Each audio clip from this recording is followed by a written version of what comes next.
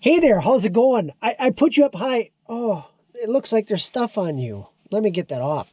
I'm kidding. Here. You're better. So anyhow, I've had some people ask me what my favorite knot is to tie for fishing line. It's easy. You can watch 1,000 things, or you can follow me. I'm not very smart, but you can follow me. So anyhow, I'm going to show you really quick one of my favorite ones to tie as soon as I find a lure or a hook. How about a hook? I got hooks handy. They're little hooks too, so it should really help with this filmmaking. All right, so a Palomar. Part of the reason they say it's so strong is because the line is through the eye hole twice. So there's one of two ways. One, you can, if you got a really big eye hole here, you can fold it over and fold it over like this. See that? Pinch it, stick it through. Okay, not very easy. However, if you, ready for this? Ready? I don't know which angle is good for you, but I can't see from here. I'm looking way too far away. Well, I got to come up here and say hi to you. Okay, can you see that? I'm going through once. Make sure I have a good mount, and then I put it back through. Well, come on here. Okay, I'm going blind, I swear. Okay, so I put it back through. Now what I do is I have it looped around these fingers. I'm holding it like this. So I got it back through. There's a line hanging right here. There's a line hanging right here. But I got a loop around my finger, okay? So what I do is I make sure I keep that loop right there, and I pull this so I have plenty of line, okay? Now I've got a big chunk this way and a big chunk this way, and the hook is in the middle. See that?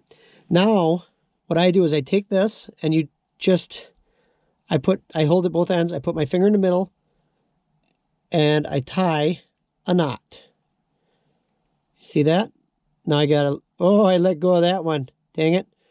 So I tied a knot, and then you take the loop end, the same one that you had before, and you bring it around the entire hook, and you pull through like this, okay? Now I've got these two ends, and I'll do this again, and you pull both tight. Now this ends up a lot of times, when you pull it tight, I'll do it again in a second. When you pull it tight, you'll end up with a lot of slack line. Now this is beneficial in one of two ways. Once, with a little bit of practice, you can have some slack line to use that extra line for a trailer hook, or you just snip it and you end up with a lot of line. This is a knot that does take quite a bit of line to do, but in the end, it is the shortest, smallest, less, I don't know, I'd say less wear and tear on the knot to make it. So that's another reason it gets very tough. Okay, so I stuck it through once, looped it around one finger, stuck it back through. I have it like this. Again, I twirl it, put my finger through the hole, grab the loop, pull it in like that, take this loop, put it around the hook, and then with this end, I have both ends, just that one end, I pull like this, and if you wiggle this, sometimes keeping that finger in there, making sure that it pulls up. And now what I end up with a lot of times when I do this is there's that little loop right in here that kind of gets always on a different part of the bait or lure, whatever you're tying up. So you might have to bump it a little bit and then pull it up. See, like it just went around the base. I'm going to just wiggle a little bit more and boom. Now I made this look very tedious. I've done this so many times that I can do it super fast. I'll do it one more time here in a second, but I got that knot on there. And now what I generally do is I'd have fingernail clippers here, but I don't see them anywhere handy. So I got this here, but I'm just going to snip it all again. There we go. Now, here's I'm going to try to tie it fast version. Like if I wasn't trying to show you.